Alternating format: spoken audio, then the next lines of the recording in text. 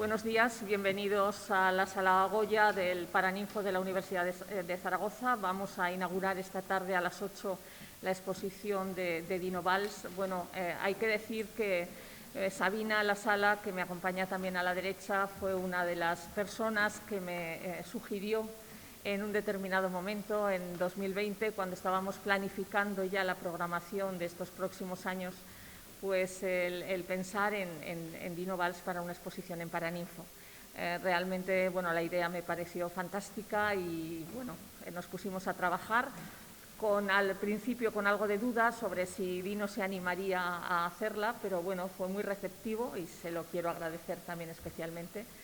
Y, bueno, trabajar con él ha sido una maravilla. La exposición creo que ha quedado fantástica. Hacía más de 20 años que él no exponía en su ciudad y además yo creo que exponer en estas paredes, él tiene una formación en medicina, él es médico además de artista y por tanto nos parece importante que a la hora de valorar toda su obra, bueno, pues si sabemos que él tiene esa formación médica, yo creo que todavía es más fácil seguirla y más fácil imaginarnos todo lo que él está pensando cuando plantea estos cuadros.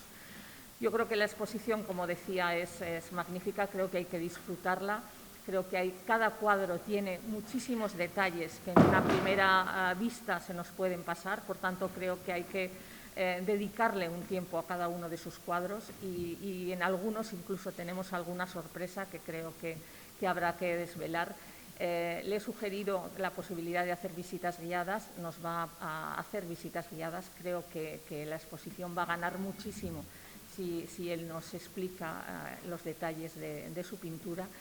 Y quiero hacer también hincapié en la importancia y en el esfuerzo que ha hecho no solamente de mostrarnos su pintura durante los últimos años, sino además de presentarnos bocetos, de presentarnos dibujos que creo que nos ayudan a interpretar también bueno, pues cómo él ha ido ideando cada uno de esos cuadros.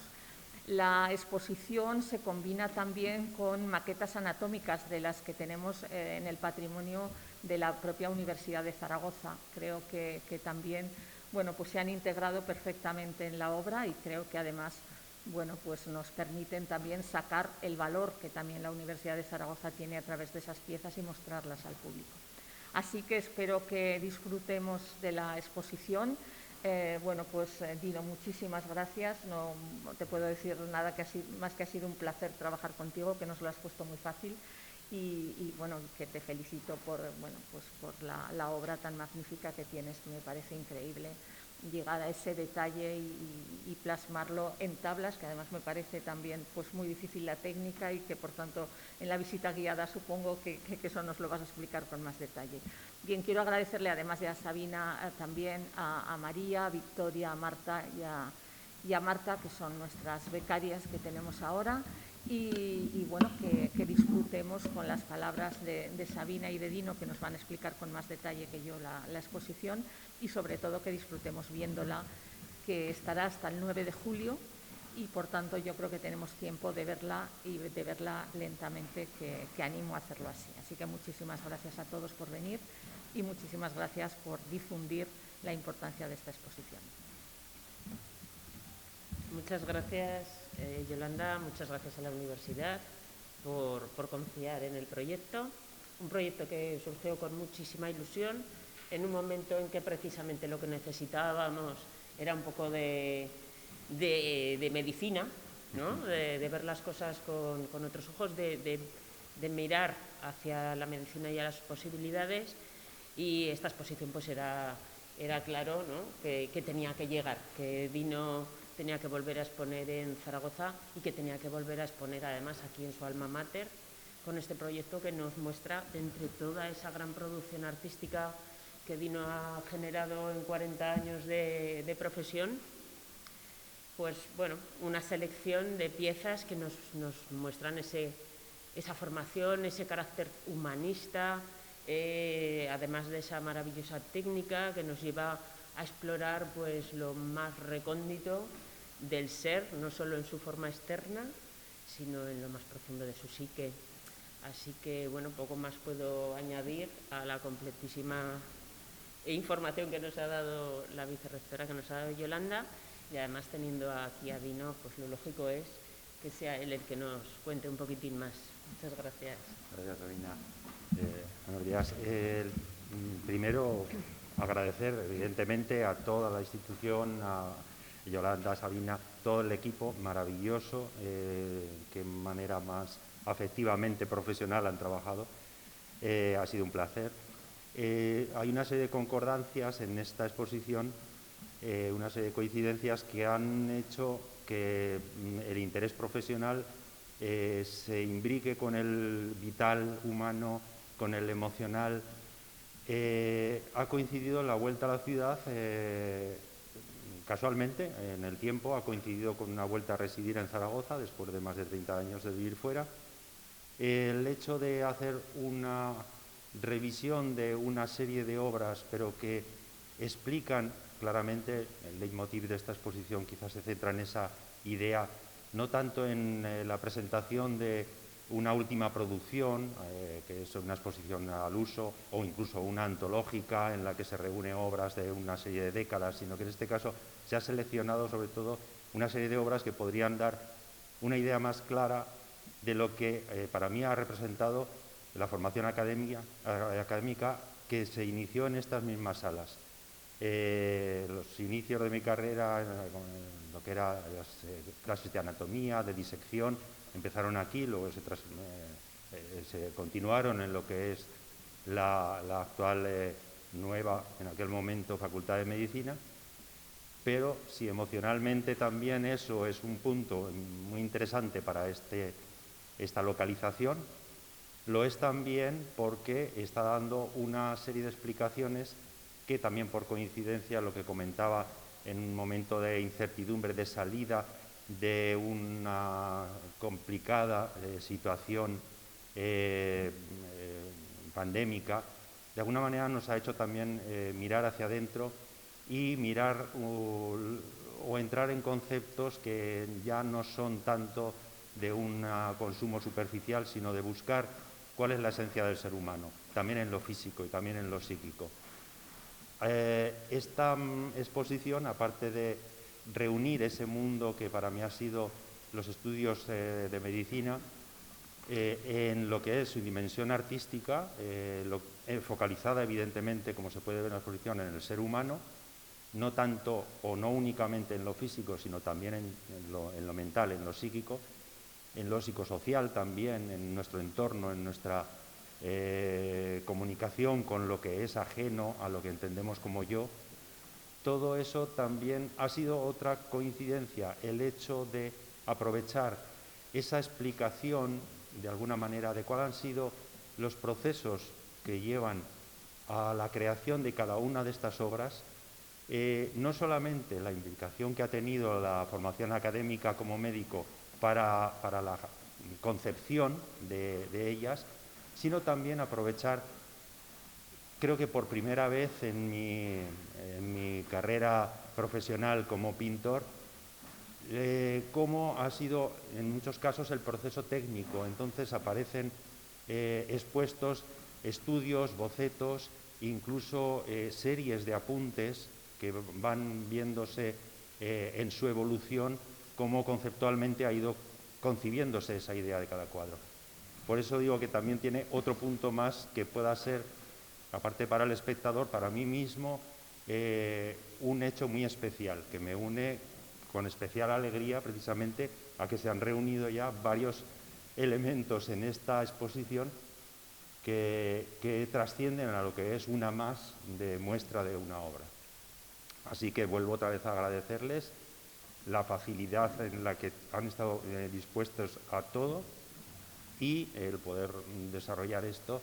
Estaré encantado de visitas guiadas o cualquier otra actividad que se pueda hacer en beneficio de conocer un poquito más, no tanto mi pintura, sino al ser humano, la labor que la ciencia y la labor que lo irracional, imbricados, como puede quizá verse simbólicamente en este cuadro, no podemos prescindir de ninguna de nuestras partes como concepto global de nuestra psicología, también la profunda, la oscura, la que nuestra sombra muchas veces nos cuesta reconocer, es parte fundamental incluso del proceso creativo. Y dentro del proceso creativo, la ciencia es uno de ellos, la investigación, no la aplicación sistemática de un conocimiento, sino la investigación, el espíritu prometeico del ser humano de intentar alcanzar una nueva meta que trascienda a los límites conocidos, las fronteras. Evidentemente, nunca llegaremos a comprender y puede que traspasemos fronteras que nos hagan traspasar también nuestro concepto de ser humano. Y entraremos en temas de transhumanismo y demás, pero son circunstancias que son características del ser humano, intentar investigar, intentar no conformarse con lo que conocemos, sino buscar más allá. Así que para eso creo que hay que integrar también nuestra parte más profunda, que incluso filogenéticamente nos está uniendo a nuestra parte más animal, más biológicamente primigenia. Espero que se disfrute de esta exposición, se pueda venir calmadamente a dejarse contemplar uno mismo en cada cuadro que funcione como un espejo de la parte profunda de nuestra mente. Gracias a todos. No sé si hay alguna pregunta que queréis. Antón. ¿Querrás hacer alguna? Bueno, ¿por qué predomina la mujer? Y concretamente, si no te asustó usar constantemente un rostro, que parece que eso puede distanciar al espectador, pero esto ya lo he visto. Porque esas son dos cosas claves, digamos. Claro, hay una de las razones por las que se pueden exponer los bocetos previos es precisamente ver un proceso en el que de una idea germinal acaba al final haciéndose una composición. Eso ya empieza demostrando que no parto de la realidad. Toda mi pintura es imaginación, no utilizo modelos físicos reales. Hay referencias a objetos, a interiores, a texturas en las cuales mi memoria visual puede funcionar, documentación cuando son hechos concretos estamos viendo un astrolabio, estamos viendo un catalejo, pues de alguna manera tengo que documentarme previamente. Pero siempre trabajo no con el objeto delante, no con las figuras delante, no tengo modelo real. Es una idealización. Idealización seguramente simbólica de proyección de me has preguntado por qué femenino, pues seguramente de un ánima. Es una proyección inconsciente en la que se idealiza un tipo de belleza, se idealiza un tipo de expresión, una carga emocional, una carga psíquica. Entonces, son personajes que no son tampoco, evidentemente no son reales, no cumplen una representación de alguien que exista, sino que simplemente acrisolan toda esta concepción que he dicho.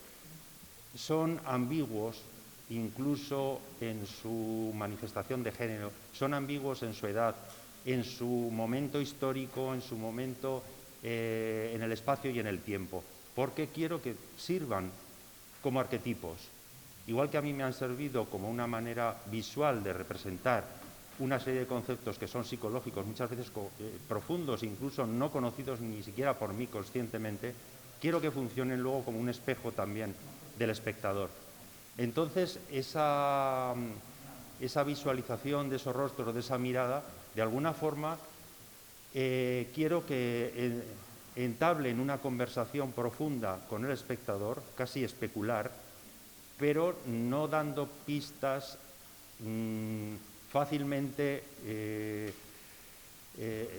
representadas en el cuadro, sino que la obra en sí sugiera y promueva en el espectador su trabajo de elaboración, un trabajo que a veces he equiparado a lo que es una interpretación de un test de Rorschach. No es en sí lo que hay representado, sino la proyección inconsciente y culturalmente heredada o recibida también del propio espectador. Entonces,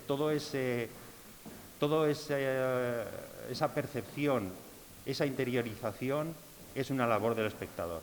Entonces intento que esa mirada capte.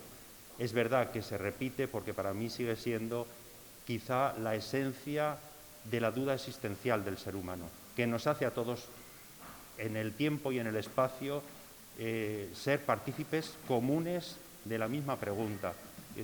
Todo lo demás puede ser circunstancial, lo físico representado en una pintura puede ser lo cotidiano o incluso lo no cotidiano puede ser quizá lo más anecdótico, pero creo que la superficialidad del arte, por muy pirotécnicamente atractivo que pueda ser, tiene también una caducidad inmediata.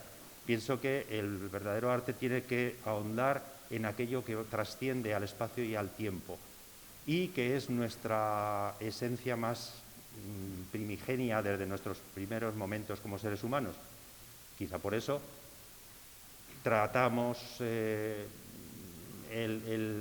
la duda existencial como una de nuestras fuentes creativas en las cuales desde los hombres de las cavernas se ha venido repitiendo para poderse desarrollar en el aspecto místico, filosófico y por supuesto el artístico. Creo que es una de las obligaciones del artista, no quedarse en la representación cotidiana de lo cercano, sino trascender hacia unas esferas que sean muchísimo más metafísicas casi. Yo quería preguntar qué aporta esta exposición respecto a esa etapa hace 21 años, que fue magnífica, Sí. ¿Cómo has evolucionado en este periodo de tiempo hasta ahora? Pues bueno, he evolucionado como cualquier ser humano. Es decir, esa propia evolución en lo personal hace que ninguna obra sea siempre la misma. Siempre, en algún momento lo he dicho, siempre he pintado un único cuadro.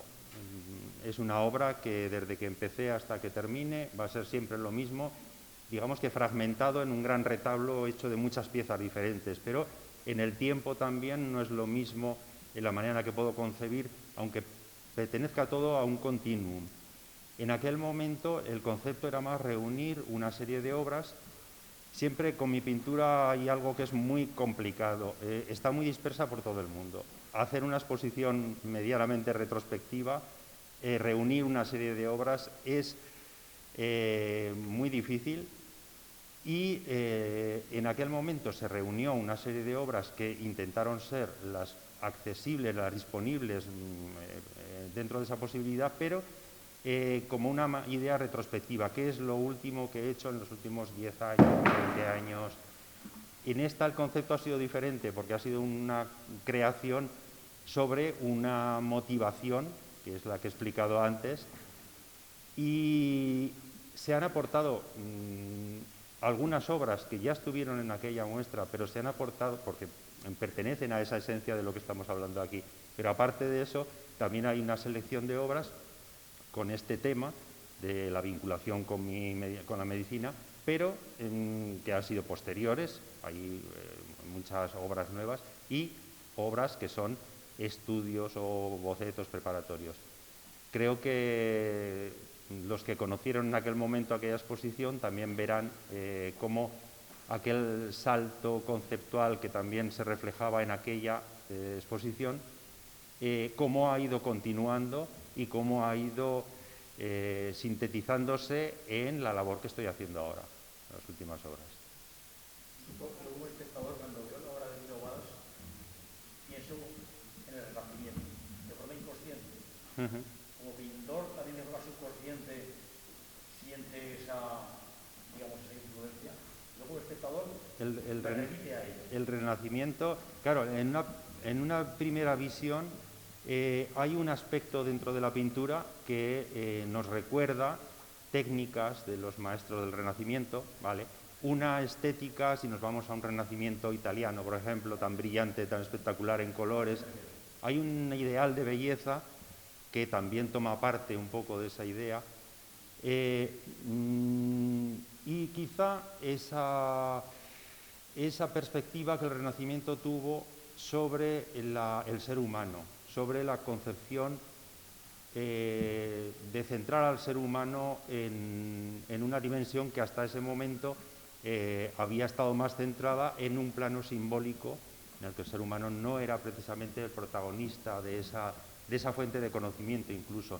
Entonces el Renacimiento también, que pudo servir, y todos tenemos nombres en la cabeza, todos esos estudios de anatomía que se empezaban a hacer, de alguna forma sí que remiten también a una cercanía con el concepto que yo tengo del arte. Aunque pueda parecer evidente, ¿cómo influyeron esos estudios de medicina en su pintura? Pues,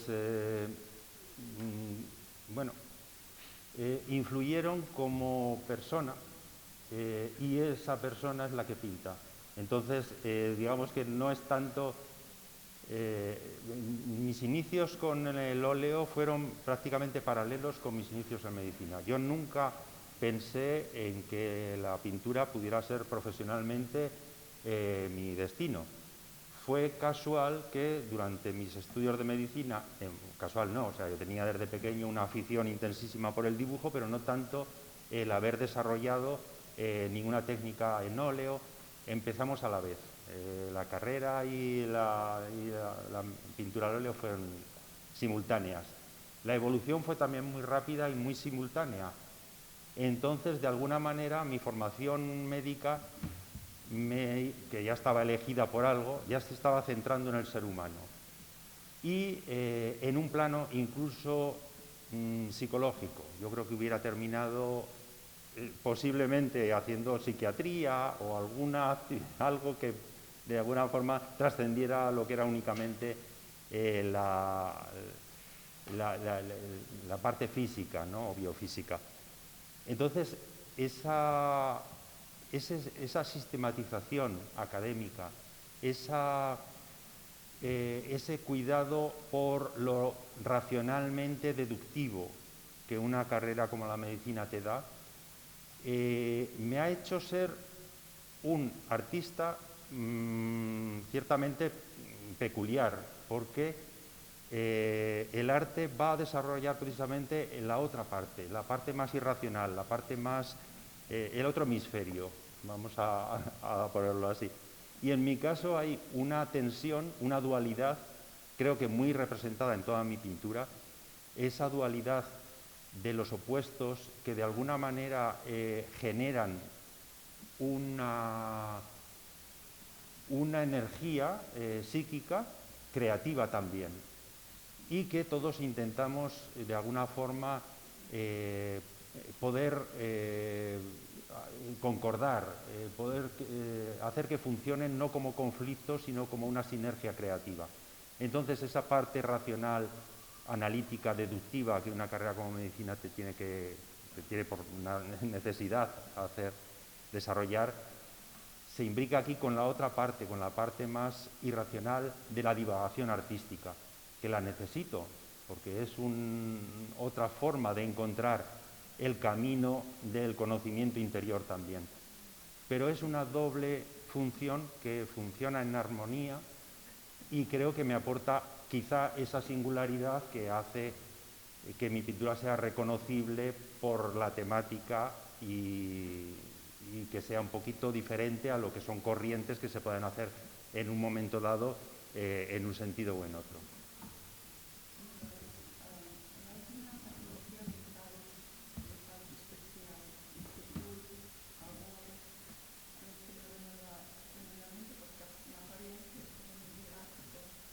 Sí.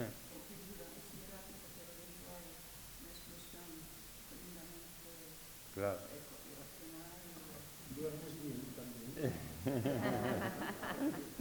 Gracias a mi pintura, sí. Quizás si no pintara tendría problemas para dormir. Es que enfrentarse a la sombra interior, que todos tenemos, lo que no se puede sentar en una exposición con un prejuicio en el que se diga esta persona está mal o esta persona toma algo. Es decir, bueno, precisamente he creído oportuno que en esta exposición se explicara cuál es el proceso racional y científico y analítico por el cual yo estoy estudiando al ser humano también en su parte irracional. No soy una víctima de una irracionalidad personal, sino que todo el mundo tenemos un contenido irracional mucho más amplio incluso que el racional, que debemos aprovechar. Primero, reconocer, saberlo y conocerlo, y luego aprovecharlo, porque creativamente es muy importante, y creativamente no me refiero como artista, sino como ser humano en cualquier actividad nuestra. La creatividad, lo que hablaba antes de la ciencia, la investigación, también entra en ese terreno. Entonces, digamos que más que una patología en concreto, podría ser el conflicto interior. Siempre en los personajes hay una mirada que nos está transmitiendo que allí no es alguien que posa para una pintura, sino que te está transmitiendo un conflicto interior, una desazón psíquica, de alguna forma, una inquietud. Ahí es donde uno ya proyecta, el espectador, no yo, ya el espectador proyecta su duda, su inquietud, su conflicto. Esa propia dinámica de la dualidad es la que aparece en la pintura, no tanto una patología en concreto, no es en concreto una cuestión, sí, pero sí esa inquietud, lo que hablaba antes, que quizás se trasciende al final ya ni siquiera a una dualidad de opuestos cotidianos o circunstanciales, sino que vamos un poco a la duda existencial en general, ¿no?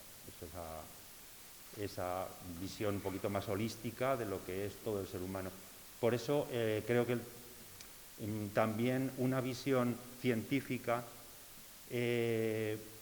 a veces entra en contradicción, el ejercicio de la medicina dentro de ciertas sociedades no es fácil cuando se tiene que hacer muy especializado y muy práctico. Estamos obviando esa otra parte, incluso la irracional, el contacto humano y emocional que la labor médica tiene que tener. Es muy difícil muchas veces en un sistema sanitario en el que las limitaciones de todo tipo no lo permiten, o incluso el hecho de que para avanzar tecnológicamente y para avanzar en nuestra ciencia, debemos de ser cada vez más específicamente preparados en un campo mínimo, y que como sociedad entre todos estamos logrando unos avances. Pero eso lleva también a una visión muy reducida, muy deshumanizada a veces, que también mi pintura lo denuncia. ¿Por qué mis personajes nos están mirando desde un punto pasivo? No son actores, no son protagonistas de una acción, son pacientes, son pasivos, son protagonistas de una pasión. Esa pasión que trasluce esa mirada es una emoción profunda y en conflicto, pero hay elementos externos, esas manos que exploran, que se acercan, que no se conocen muy bien de dónde vienen, pero hay elementos exteriores que están influyendo en ese personaje. Esa es la idea de que no son protagonistas de una acción, sino de una pasión. Son pacientes. Ahí es donde nos vemos reconocidos, no solamente en lo que el exterior social nos está influyendo, sino incluso esas otras preguntas, o sea, ¿qué es el universo? ¿Qué es la vida? ¿Qué es la muerte? ¿Qué hay? Esa percepción de nuestro universo, que es el no yo, todo lo que viene de fuera, de alguna manera está representada en cada una de estas miradas. ¿Eh? Es esa la... Claro.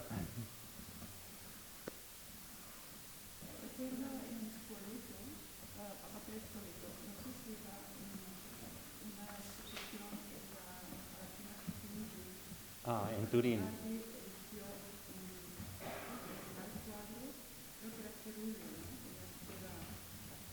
En Spoleto estuvo Baratrun. Hay un boceto de Baratrun en eso, pero en Stupinici es posible que sí, estaba Cerulea, sí.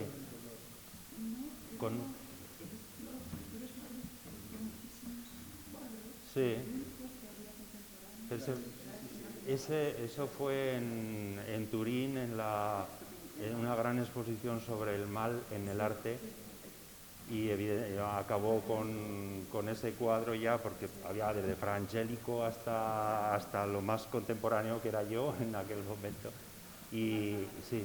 Viendo aquel cuadro y otros más que influjo renacentista, tiene un influjo claramente de la pintura holandesa y sobre todo de Rembrandt, ese mundo, el mundo de Rembrandt, sí. Franjals, o sea, incluso la técnica, la aparición por atrás de ese segundo rostro, sí. Es claramente, o sea, es decir, la sensación de el uso sí. de los propios tonos, o sea, está todo lo que has interiorizado de manera muy clara, con mucho poder en la pintura holandesa. Sí, porque ahí, si hablábamos antes que hay una influencia, hay muchísimas influencias. Toda la historia del arte creo que merece la pena, ya digo, desde una mano puesta en una caverna primitiva hasta ahora. El buen arte siempre ha estado diciendo lo mismo, ¿no? Pero hay momentos en los que pues, no tiene una afinidad estética especial, ¿no? Y, por ejemplo, si el Renacimiento italiano lo tiene, pero también los primitivos flamencos, ese gusto por analizar los detalles de las cosas más cotidianas, esa luz, esa manera de representar, en contraste con lo que había sido la carga simbólica medieval anterior, que todo tenía, se perdía esa reproducción de la realidad concreta para trascender a un lenguaje que fuera mucho más simbólico. Pues bueno, en aquel momento se hizo una revolución en ese sentido también para cambiar a lo demás. Entonces, pues, la pintura holandesa a nivel estético me fascina también por esa intimidad de las luces, por esa recuperación otra vez de la sombra. Y en este cuadro en concreto juega también con un concepto mucho más contemporáneo, que sería la fragmentación de la visión. En este caso es una misma escena, pero vista desde dos puntos de vista diferentes, ¿no? Entonces, en uno de los cuadros, el cuadro de la derecha, sería la visión que tendría el personaje de la barba de la izquierda, y el otro que aparece en el de la derecha detrás vendría a ser nosotros mismos, porque seríamos la persona que está mirando a, no voy a decir si es niño o niña, porque como decía antes, en muchos casos me interesa esa ambigüedad también en el género, ¿no? Entonces, esa luz que la pintura holandesa que citas me ha fascinado también especialmente.